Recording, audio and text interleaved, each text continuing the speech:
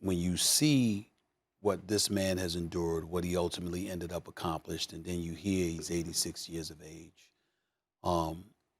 you don't look at him as being gone. He might be gone from us, but clearly never forgotten, and obviously in a better place because of what a wonderful human being he was.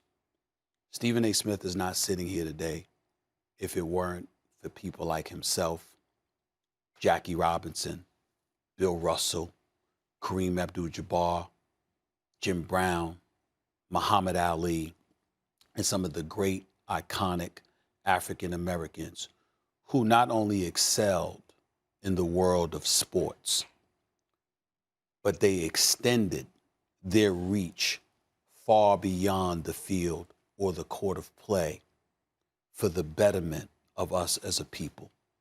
Hank Aaron hit 755 career home runs. And, you know, Tim Kirkjian, the great Tim Kirkjian, highlighted all the superlatives. And it was wonderful seeing Ralph Wiley, God rest his wonderful soul, a person that I truly idolized in this business.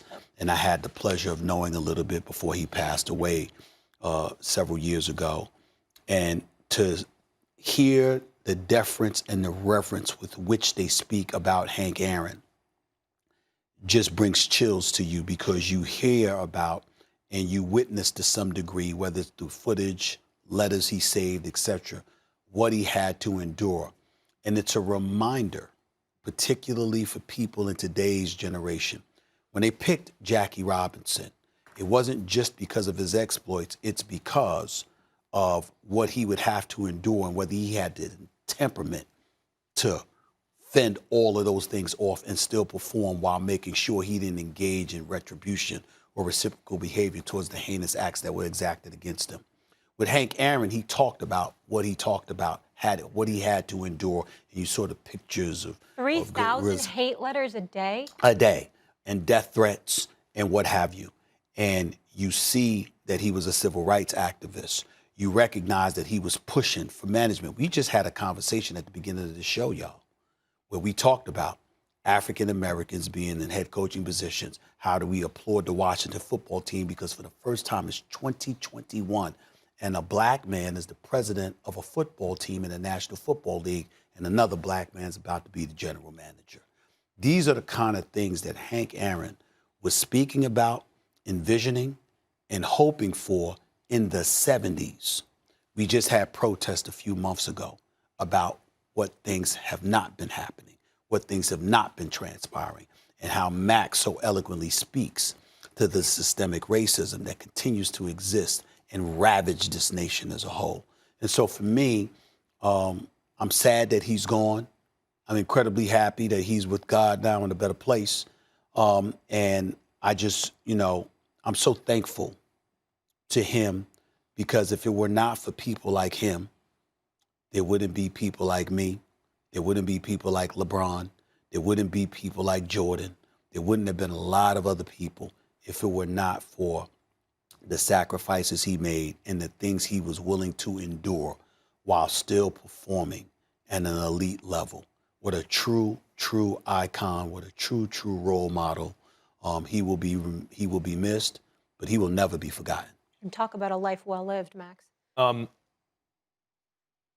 We take it for granted, I hope, that if a black man or a black person were to accomplish something big, societally speaking, they had to go through a lot of hate from the white powers that be. You even just brought up how long it took to have a black president in a front office.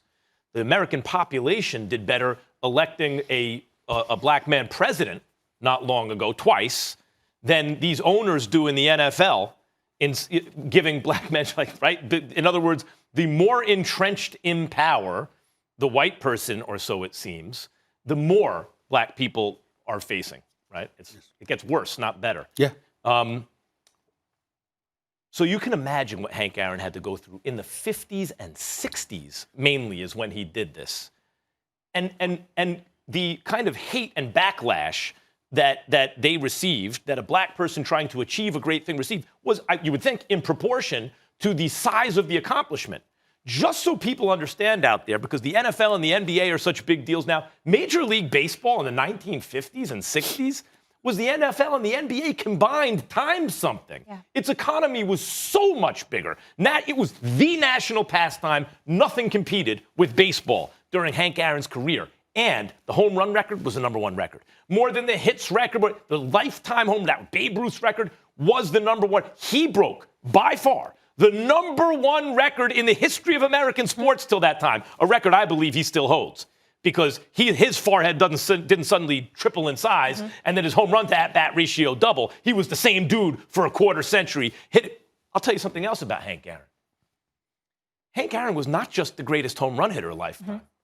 Hank Aaron was, he led the league in hitting more than once, in batting average, slugging percentage more than once. He was a great right fielder, had more than one Gold Glove. So he was an excellent base stealer, stole 30 bases in a season, better than a 3-to-1 ratio with over 240 stolen bases in his career. He was an all-around great player. Wiley's stat about this #2 guy in total bases is Stan Musial, one of the all-time greats, really long career. He had more than 12 miles, 90 feet to each base, more total bases than the #2 guy, Stan Musial. He was an incredibly great all-around baseball player.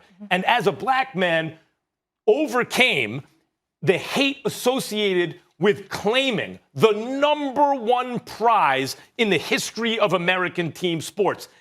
Throughout the 50s and on his way to do it in the early 70s, through the 50s and the 60s. That's an icon.